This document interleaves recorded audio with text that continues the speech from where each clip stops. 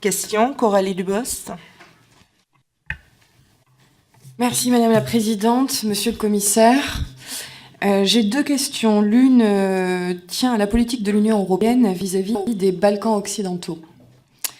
Nous savons que les Balkans occidentaux sont des partenaires de premier ordre pour l'Union et à plusieurs titres. Certains sont candidats à l'adhésion, d'autres jouent un rôle majeur pour la régulation des flux migratoires et la prévention du terrorisme.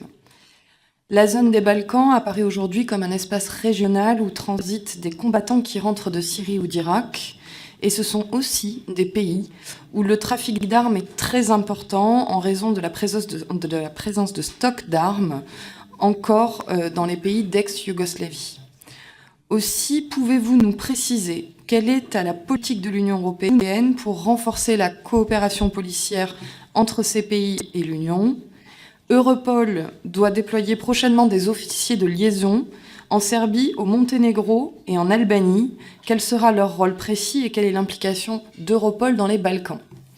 Par ailleurs, seconde question sur une autre thématique qui rejoint les questions précédentes de mes collègues en matière d'échange de données personnelles, mais plus précisément avec les pays tiers. Europol négocie actuellement des accords avec des États tiers, comme la Turquie ou l'Égypte, pour l'échange de données personnelles en vue de lutter contre le terrorisme ou le trafic de migrants, mais aussi pour lutter contre le trafic d'armes et la contrefaçon de marchandises. Est-ce que vous pouvez nous confirmer que ces accords, pour être validés, devront d'abord être adoptés par le Conseil de l'Union à la majorité qualifiée après approbation du Parlement européen ? Je m'interroge sur la manière dont les États membres, qui restent tout de même propriétaires des informations qu'ils transmettent à Europol, vont pouvoir s'opposer à ce que certaines interventions fassent l'objet d'échanges avec des États tiers dont ils estiment qu'ils ne présentent pas les garanties de respect de l'état de droit. Il paraît un peu théorique, en effet, de prévoir dans ce mandat de négociation avec la Turquie, je cite ce mandat de négociation, que plusieurs autorités publiques indépendantes chargées de la protection des données auront à surveiller l'usage fait par la Turquie des données personnelles et devront veiller à ce que la Turquie ne transmette pas ces données à des pays tiers, eux, non autorisés.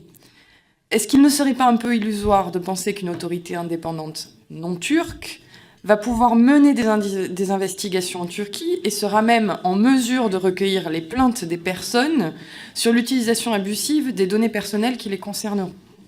De manière générale, la Commission européenne, dans ce souci sécuritaire, en cherchant à renforcer une coopération policière avec des États tiers qui ne partagent en rien le respect des valeurs démocratiques, ne risque-t-elle pas d'aller un peu trop loin ?